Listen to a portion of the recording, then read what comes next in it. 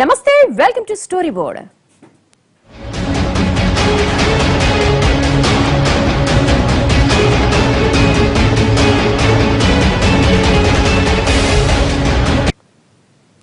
మాటలు లేవు, మాట్లాడుకోవడాలు లేవు. అంతా నోరు మూసుకుని తెచ్చిన డబ్బుకు వచ్చిన కూరగాయలు కొనుక్కుని వెళ్లాల్సిందే. ఇన్నాళ్లు మార్కెట్కు వచ్చిన కూరగాయలు కొనుక్కునే సామాన్యుడు ఇప్పుడు వచ్చిన రేట్లు కనుక్కొని వెనక్కు వెళ్లిపోతున్నాడు. ఇన్నాళ్లు బరువైన సంచితో వెళ్లాల్సిన వాడు బరువెక్కిన గుండెతో ఈ జీవన భారాన్ని మోయలేక కాళ్లీడుస్తూ కన్నీటితో ఇంటి బాట పడుతున్నాడు.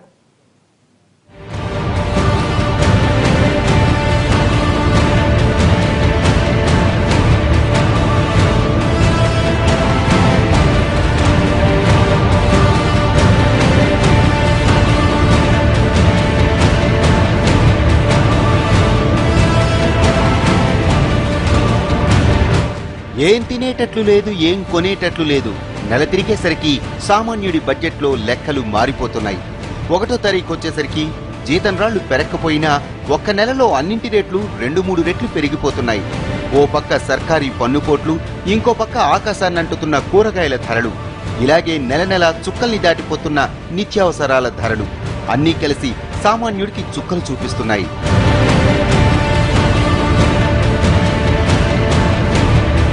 ఒకప్పుడు పండగలు పబ్బాలు వస్తే ఇంటి నిండా పిండి వంటలే. కానీ నేటి ధరల భారతంలో రేట్ల దెబ్బకి పండగలెప్పుడూ కనుమరుగైపోతే ఇప్పుడు 2 కూరలు వండుకున్న రోజే నిజమైన పండగ అని ఫీలయ్యే రోజులొచ్చేశాయి.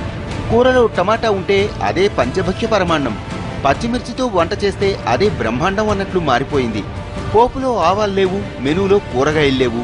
ఇలా ఈ రేట్ల తీవ్రత అర్థం కాకపోతే ఒక్కసారి మార్కెట్లోకి వెళ్లి కూరగాయలు కొనుక్కోండి, లేదంటే ఒక్కసారి వాటి రేట్లు కనుక్కోండి. దెబ్బకు మీ కళ్ళు బైర్లు కమ్మటం ఖాయం. అక్కడ షాప్లలో ఎక్కువ రేటు ఉన్నాయని మార్కెట్కి వచ్చినా కానీ మార్కెట్లో కూడా ఎక్కువ రేటు ఉంది. కేజీ టమాటా 60, 70, 80. మళ్ళీ మిర్చి కూడా చాలా రేటు ఉంది. చిక్కుడుకాయ కూడా అసలు ఇవన్నీ కొని మామూలుగా కూల్ చేసుకునే వాళ్ళు ఇవన్నీ కొని బతుకుదేరు చేసుకోవాలంటే చేసుకోలేరు. ప్రభుత్వం చర్య తీసుకొని రేటు తక్కువ చేస్తే మంచిది. పెరిగిన రేట్లకు సామాన్యుడు బెంబేలెత్తిపోతున్నాడు. కిలో కొనాల్సిన చోట అరకిలో కొంటున్నాడు. వారానికి ఒకసారి ఉండే కక్క ముక్క ఇప్పుడు నెలకోసారే కష్టమంటున్నాడు. చుట్టాలొచ్చినా సరే ఉపవాసం పేరు చెప్పి అతి కష్టం మీద ఒక్క కూరతో సరిపెడుతున్నాడు. 3 పూటలా తినాల్సిన వాళ్ళు 2 పూటలతో సరిపెట్టుకుంటున్నారు. 3కి వండిన కూరనే 4-5 సర్దుకుంటున్నారు. ఏది కొందామన్నా, ఏది తిందామన్నా జేబులో బడ్జెట్ చాలక, అలాగని బయట కూడా కొనుక్కు తినలేక, తినకుండా చావలేక చస్తూ బతుకుతూ బతుకుతూ చస్తూ ఉన్నాడు.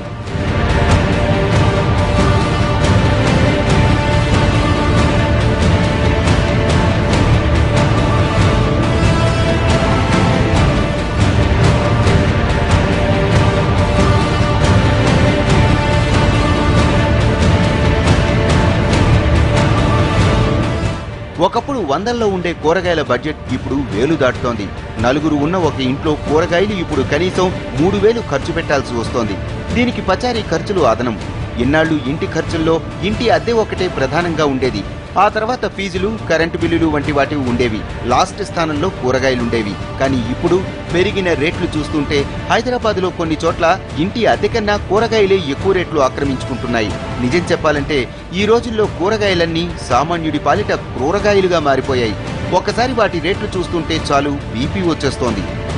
టమాటా వచ్చేటికి 50 రూపాయలు, మిర్చి వచ్చేటికి 80 రూపాయలు, బెండ వచ్చేసి దొండకాయలు వచ్చి 30 రూపాయలు, బీరకాయలు వచ్చేటికి 50 రూపాయలు. సామాన్య మానవుడికి చాలా కష్టంగా ఉంది కొనుక్కోవటం.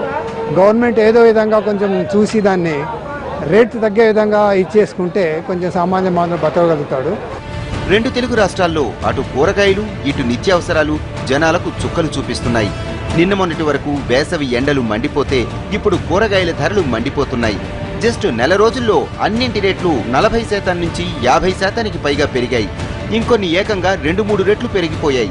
ఇక నిత్యావసరాలు కూడా 15 నుంచి 20%కి పైగా ఎగబాకాయి. మొత్తంగా సామాన్యుడి ఇంటి బడ్జెట్లో వెజిటబుల్స్ చిచ్చు పెడుతున్నాయి. ప్రతి కూరగాయలు 100 రూపాయలు పెడితే మాకు సరిపోతుండే. ఇప్పుడు 500 పెట్టినా మాకు కూరగాయలు సరిపోతలేవు.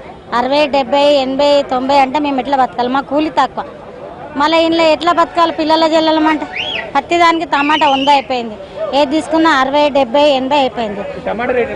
టమాటా 100 వచ్చి బాగా లేకపోతే 50, ఇట్లా ఉన్నది కానీ తక్కువ లేదు. నిన్న మొన్నటి వరకు 70 ఉన్న టమాటా ఇప్పుడు 90 రూపాయలు దాటి 100కు రీచ్ అవుతోంది. ఇక కిలో పచ్చిమిర్చి ఎప్పుడో సెంచరీ కొట్టేసింది. ఇక బీరకాయ, చిక్కుడు కూడా టమాటా వెనకే అడుగులేస్తున్నాయి, 80 రూపాయలకు చేరుకున్నాయి. వాటితో పాటు బెండకాయ, కాకర, క్యాబేజీ కూడా హాఫ్ సెంచరీ దాటేసి ధోనీలా రైమంటుంటే వాటిని కొనడానికి వెళ్లిన సామాన్యుడికి గోవ గుయ్యమంటోంది. కూరగాయలు ఇలా గాయాలు చేస్తున్నాయని ఆకుకూరలైనా కొందామనుకుంటే అవి కూడా ఆకాశంలోనే కూర్చున్నాయి. గతంలో 10 రూపాయలకి 4-5 కట్టలు వచ్చేవి, ఇప్పుడు 1-2 కష్టమైపోతున్నాయి. మార్కెట్లో కిలోలు కొనే రోజులు ఎప్పుడో పోయాయి. ఇంట్లో 10 మంది ఉన్నా సరే అరకిలోతోనే సరిపెట్టేసుకుంటున్నారు.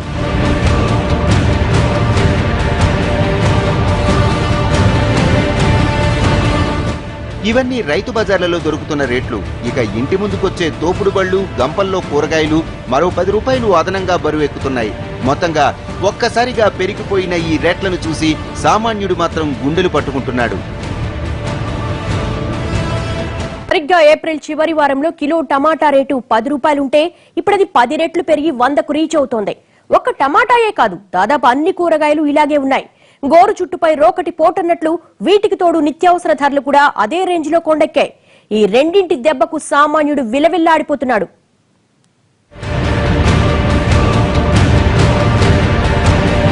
గడిచిన ఒక్క నెలలో కూరగాయల ధరలు రెట్టింపయ్యాయి. నిజానికి ఈ పెరిగిన ధరలు సంపన్నులకు తెలియకపోయినా నెలసరి జీతంతో జీవితాన్ని నడిపించే సామాన్యులకు మాత్రం రోజు గడవడమే కష్టంగా మారింది. పప్పన్నం తినే స్థానంలో ఉద్దన్నం తింటూ కడుపు నింపుకునే స్థాయికి పడిపోయింది. ఒక్కసారి హైదరాబాద్ రైతు బజార్లో ఉన్న రేట్లు ఏ స్థాయిలో ఉన్నాయో చూస్తే సామాన్యుడి జీవితం ఏ రేంజ్లో మండిపోతోందో అర్థమవుతుంది.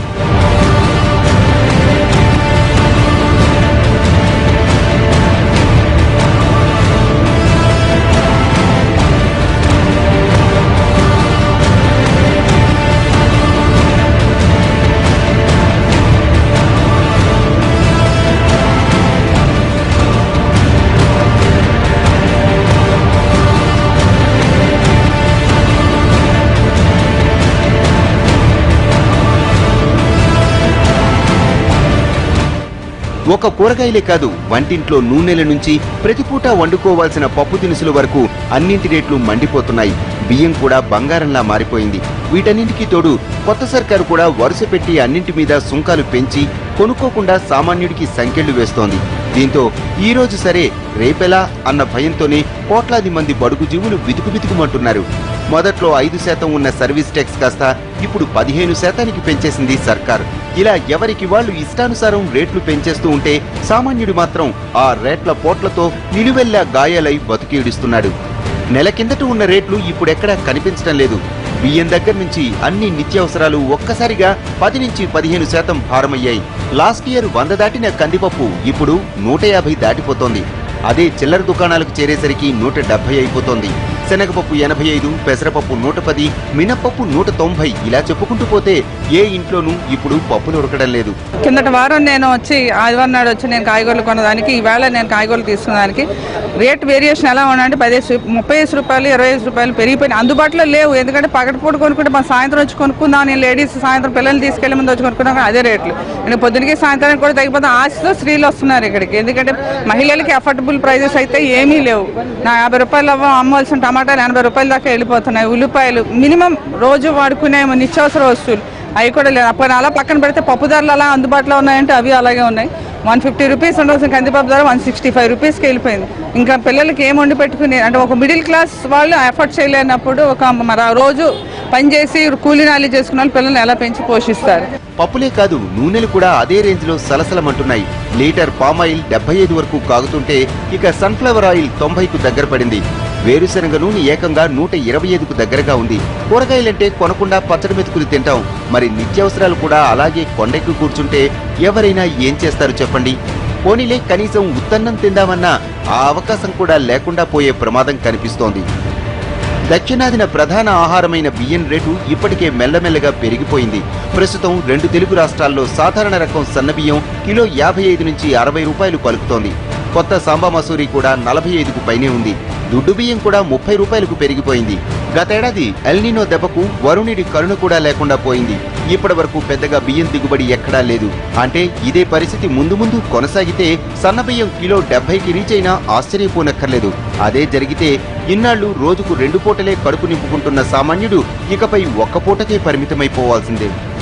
కూరగాయలు ఇంకా కొనవలసిన అవసరం కూడా ఉండదు. ఎందుకంటే ఇది రిచ్ పీపుల్ సంబంధించి వాళ్ళు తేవడం తప్పు, కానీ మిడిల్ క్లాస్ పీపుల్ తినడానికి కానీ ఏం చేయడానికి కానీ ఉండదు. ఎందుకంటే 1 కిలో 60 రూపీస్ టమోటానంటే వాడు పెర్ డే 200 to 250 తీసుకున్న ఒక ఆయన ఎలా బతకగలడు ఈ రోజుల్లో? 30 రూపీస్ per కిలో రైస్. వాళ్ళ పిల్లలు చదువుకనే చూస్తాడా, ఇవతల కూరగాయలకనే పెడతాడా, లేకపోతే హౌస్ రెంట్గానే పెడతాడా? ఎలాగా? How can it is possible? So government అనేది దీనికి సంబంధించి యాక్షన్ తీసుకోవాలి.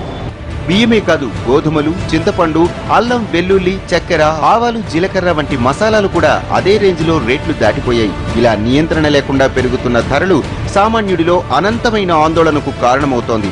ఇప్పటికైనా ప్రభుత్వాలు కలగజేసుకుని ధరల్ని నియంత్రించాలంటున్నాడు బడుగుజీవి. పెరిగిన రేట్లతో గతేడాదికే సామాన్యుడి ఇంట్లో పండగ సంబరాలు ఆవిరైపోయాయి. ఇక తాజా రేట్లతో భవిష్యత్తులో ఆకలి కేకలు కూడా వినిపిస్తాయి. ఎందుకంటే గత 3 ఏళ్లుగా చాలా సంఘటిత వర్గాల్లో వేతనాల పెంపు జరగలేదు. కానీ నిత్యావసరాల ధరలు మాత్రం 2 రెట్లు పెరిగాయి. దీంతో సామాన్యుడికి దాచుకోవడానికి వీల్లేకుండా ఉన్నదంతా తినడానికే సరిపోతోంది. ఉంటుందండి. మేము మాలాంటి పేదవాళ్ళకి ఏం చేస్తాం? మేము ఏ రోజు పడితే ఆ రోజు కూలి తెచ్చుకునే వాళ్ళకి మాకు ఇంత రేట్లు అంటే కొనలేం. ఇప్పుడు టమాటా అంటే ఇక్కడ 80 రూపీస్ అన్నారు, కొద్దిగా ఎదరికెళ్తే 100 రూపీస్ అంటున్నారు. మేము ఎక్కడి నుంచి వచ్చి కాలేజీ పిల్లలకి చదివించుకోవడానికి ఆ ఫీజులు కట్టుకొని మళ్ళీ కాయగూరలు తీసుకోవాలంటే మాకు చాలా ఇబ్బంది అయిపోతుంది అన్నిటికి. ఇక ఈ ఏడాది ముందే వచ్చేస్తామన్న రుతుపవనాలు ఇంకా సరిహద్దులు కూడా దాటలేదు. ఒకవేళ వచ్చినా ముందు కూడా రుతుపవనాలు ఎలా విస్తరిస్తాయో తెలియదు. దీంతో ఈ రేట్లకు మరోసారి రెక్కలు వచ్చే అవకాశం ఉందన్న భయాందోళనలు నెలకొన్నాయి. అదే జరిగితే ఇక బతికేదెలా అని బెంబేలెత్తిపోతున్నాడు సామాన్యుడు. ఇప్పటికిలా నిత్యావసరాలే పెరిగిన పన్నులతో సమీప భవిష్యత్తులో సబ్బులు, పౌడర్లు, పేస్టులు వంటి వాటి రేట్లు కూడా పెరిగే ప్రమాదం స్పష్టంగా కనిపిస్తోంది. అదే జరిగితే ఈ దేశంలో బతకడం కన్నా చావడమే బెటర్ అనుకుంటారు జనాలు. ఈ పాపం ఎవరిది? పాలకులదా? కరువు పట్టిన కాలాందా? ఈ రోజుల్లో షాపుకెళ్తే టాప్ లేచిపోతోంది. ఏం కొన్నా జేబు ఖాళీ అయిపోతోంది. ఒక్కసారిగా పరిస్థితి ఎందుకు మారిపోయిందిలా? తెలుగు రాష్ట్రాల్లో నిత్యావసరాలకు ఎందుకు ఈ దుస్థితి దాపురించింది? నిత్యావసర ధరలపై నియంత్రణ ప్రభుత్వానికి సాధ్యం కాదా? ఈ ధరాఘాతాల పాపం పాలకులదా? కరువు పట్టిన కాలానిదా?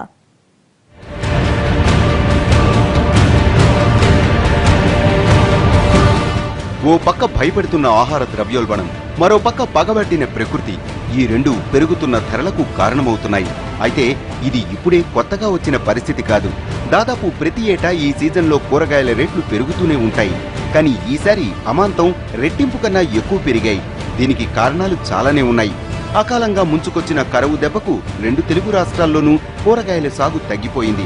దీనికి తోడు ఈ ఎండల దెబ్బకు జలాశయాలతో పాటు భూగర్భ జలాలు కూడా అడుగంటిపోయాయి. ఇలా ఎక్కడా నీళ్లు లేక చిన్న రైతులు కూడా కూరగాయలు పండించలేకపోయారు. ఈసారి మొత్తం జిల్లాల్లో సగమే పంట వేశారు. దీనికి తోడు వేసిన పంటలు ఎండ దెబ్బకు సగమే దిగుబడినిచ్చాయి. ఇలా అన్నీ కలిసి కూరగాయల లభ్యత తగ్గడంతో రేట్లు కొండెక్కాయి. సూపర్ మార్కెట్లకు వెళ్తే అక్కడ 150 రూపాయల కిలో కందిపప్పు, ఈ విధంగా రేట్లు, కందిపప్పుల రేట్లు, పెసరపప్పుల రేట్లు, పప్పుల రేట్లు అన్నీ పెరిగిపోయేసరికి కనీసం వారానికి 2 సార్లు వేసుకునే పప్పు కూడా ఇప్పుడు వేసుకోలేకపోతున్నాం. నెలకొక్కసారి పప్పు వేసుకుంటేనే అది ఎక్కువైపోతుంది. ఈ విధంగా అన్ని రేట్లు పెరిగిపోయేసరికి సామాన్యులకు ఇబ్బందిగా ఉంటుంది. కాబట్టి ప్రభుత్వం చొరవ తీసుకొని ఈ కూరగాయల మార్కెట్ ధరలను అదుపు చేయాలని మేము కోరుకుంటున్నాం. ఇలా ప్రజల పొట్టగొడుతున్న ఈ రేట్ల పోట్లను అదుపులోనికి తీసుకురావాల్సిన ప్రభుత్వం కాస్తంత ఆలస్యంగానైనా మేల్కొంది. 100 దాటిన కూరగాయల ధరల్ని, 200 వైపు పరుగులు పెడుతున్న నిత్యావసరాల ధరల్ని కిందికి దించేందుకు ఆర్థిక మంత్రి నేతృత్వంలో కేంద్ర మంత్రుల బృందం అత్యవసరంగా సమావేశమైంది.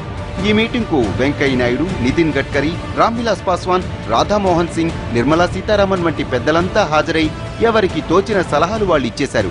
ధరల్ని కిందికి దించడానికి కేంద్రం ప్రయత్నాలు ఇలా మీటింగుల వరకే పరిమితమవుతోంది.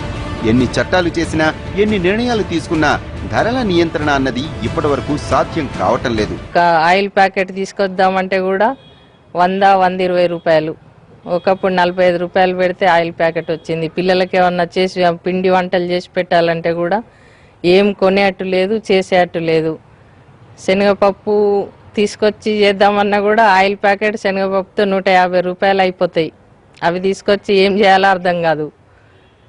అన్ని ధరలు చాలా పెరిగిపోయినాయి. ఒకప్పుడు 500 తీసుకపోతే నెలకు సరిపడా సామాన్లు వచ్చేది. ఇప్పుడు 500 అనగా 2-3 రోజులే సరిపోతున్నాయి.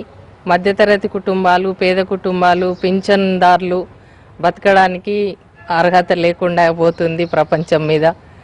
బాగా ఉన్నోడికే అన్నీ కొనుక్కొని తినేట్టుగా ఉంది ఈ రోజుల్లో. కిలో టమాటా 100కు వినియోగదారుడు కొంటున్నాడు, కానీ దాన్ని పండించిన రైతు మాత్రం కిలో టమాటా 20కే అమ్ముతున్నాడు. మరి మధ్యలో 80 రూపాయలు ఎవరి జేబుల్లోకి వెళుతున్నాయో పాలకులకు తెలియంది కాదు. ధరలు ఇంత మండుతున్నా దాన్ని పండించే రైతన్నలకు మాత్రం ఆ లాభాలు చేరటం లేదు. కొన్నిసార్లు లేని డిమాండ్ను సృష్టించి కూడా రేట్లు పెంచేసిన సందర్భాలు ఉన్నాయి. మరి ఈ పరిస్థితిని రూపుమాపితే అటు అన్నదాతకు మంచిదే, ఇటు వినియోగదారుడికి లాభమే. కానీ తడిసిన చేతులతో ఇలాంటి నిర్ణయాలు తీసుకోవటం మన పాలకులకు ఎప్పటికీ సాధ్యం కాదేమో అనిపిస్తుంది. ఈ దళారీలు రైతుల్ని విపరీతంగా దోచేస్తుండారు. తూకాల్లో దోచేస్తారు, ధరలు కమిషన్లో దోచేస్తున్నారు. దీంట్లో భాగాలు పంచుకోవటంలో ఉద్యోగులు కానీ రాజకీయ నాయకులకి వాళ్ళ భాగాలు వాళ్ళకి చెల్లతాయి. ఇది గత 30, 40, 50 సంవత్సరాల నుంచి జరుగుతుంది. ఇంతవరకు దీన్ని మార్చాలా, ఏదన్నా మార్పు తేవాలని చెప్పేటువంటి ఆలోచన మరి ఒక నిర్ణయం ఏ ముఖ్యమంత్రి కానీ మంత్రి కానీ ఏ నాయకుడు చేయలేదు. మరి ఈరోజు ఇంత వ్యత్యాసం ఎందుకు వస్తుంది చెప్పండి? మామూలుగా టొమాటో కానీ వంకాయలు కానీ 3-4 నెలల పంటలు రైతులందరూ పండిస్తున్నారు. ఈ వ్యత్యాసం ఎందుకు వస్తుందంటే రైతులకి, ప్రభుత్వాలకి, వినియోగదారులకి అంటే ప్రభుత్వం రైతులకి వినియోగదారులకి ఒక సమానం తయారు చేయాలి. ఎంత ప్రొడక్షన్ కావాలా, ఎంత వస్తుంది, ఆ ప్రాబ్లమ్స్ను మరి ఇవన్నీ నా చేసే చిత్తశుద్ధి ప్రభుత్వానికి ఉంటే ఖచ్చితంగా చేయొచ్చు. నిజానికి ధరల స్థిరీకరణకు చేపట్టవలసిన చర్యలపై ఇప్పటికే ఎన్నో నిపుణుల బృందాలు నివేదికలు ఇచ్చినా అవన్నీ బుట్టదాకలే అవుతూ వచ్చాయి. రవాణా మార్గాలు పెంచడం, కోల్డ్ స్టోరేజీలను విస్తృతంగా ఏర్పాటు చేయటం, రాష్ట్రాల వద్ద నిల్వల్ని ఎప్పటికప్పుడు సమీక్షించడం వంటి చర్యలతో కాస్తంతైనా ధరలను స్థిరీకరించవచ్చన్నది ఫిక్కీ సలహా. అంతేకాదు, భారీ ప్రణాళికతో ముందుకు వెళితే శాశ్వత ప్రాతిపదికన ధరల స్థిరీకరణ కూడా సాధ్యం అవుతుంది. కానీ ఆ దిశగా ఒక్కరూ ఆలోచించటం లేదు.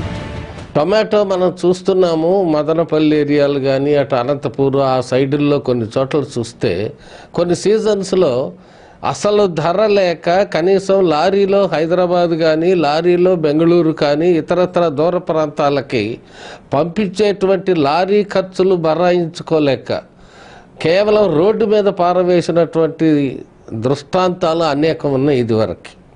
అవి ఈ సంవత్సరం కూడా జరిగినాయి ఆ సీజన్లో. ఇప్పుడు చూడండి, ప్రతిదానికి రేట్ ఎక్కువైపోయింది. కాబట్టి ఇక్కడ ముందుగానే సేకరణ అన్నమాట. ఇది ఆ సీజన్లో గనక అలా రోడ్ల మీద పారవేసేటువంటి కూరగాయలు ఏమైతే ఉన్నాయో అన్నిటిని కూడా సేకరించుకొని కోల్డ్ స్టోరేజెస్లో భద్రపరిచేటువంటి విధానాన్ని గురించి కూడా ప్రభుత్వం ఆలోచించాల్సిన అవసరం ఉన్నది. ఇలా పెరిగిన ధరలతో సామాన్యులు ఓ పూట భోజనం మానేస్తున్నారు. నెలకొకసారి కూడా కక్కాముక్క తెచ్చుకోవటం లేదు. ఎందుకంటే చికెన్ 200 దాటితే రంజాన్ దెబ్బకు మటన్ 600కు చేరింది. ఇక సినిమాలు, షికార్లను ఎప్పుడో ప్యాక్ చేసి అటకెక్కించేశారు.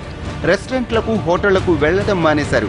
చిన్న చిన్న దూరాలు నడుచుకునే వెళుతున్నారు. ఇలా మొత్తంగా పొదుపు మంత్రాన్ని తారక మంత్రంలా పఠిస్తున్న సామాన్యుడికి మాత్రం ధరాభారాలు తగ్గడం లేదు.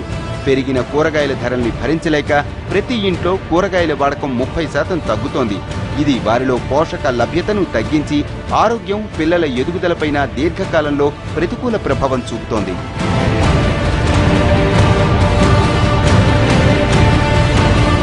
ఇప్పటికే భారాన్నంతా బడుగు జీవులే మోస్తున్నారు. కొన్ని చోట్ల భార్యాభర్తలిద్దరూ బతుకుబండిని లాగుతున్నా అసలే పెరిగిన స్కూల్ ఫీజులతో జూన్ అంటేనే భయపడిపోతున్నాడు సామాన్యుడి. ఇప్పుడు ఈ పెరిగిన ధరలు చూసి పిచ్చోడైపోతున్నాడు. రక్తాన్ని ధారపోసినా తమ పిల్లలకు చదువు కొనలేని పరిస్థితి ఓ పక్క సామాన్యులను భయపెడుతూనే ఉంది. దీంతో ఓ మధ్యతరగతి జీవుడు ఆకలా, చదువా అన్నది బేరీజు వేసుకోవాల్సిన పరిస్థితి తలెత్తింది. ఎప్పుడైనా చిన్న అనారోగ్యం వస్తే ఆసుపత్రికి వెళ్లి ఆ ఖర్చులు భరించడం కన్నా వ్యాధితో బాధపడటమే మేలనుకుంటున్నాడు. పెద్ద ఇబ్బందులొచ్చి ప్రాణాల మీదకొస్తే పెరిగిన వైద్య ఖర్చులు భరించడం కన్నా చావటమే బెటర్ అనుకుంటున్నాడు సామాన్యుడు. ఇది వాళ్ళ స్టోరీ బోర్డ్. మరో అంశంతో మళ్ళీ కలుద్దాం. నమస్తే.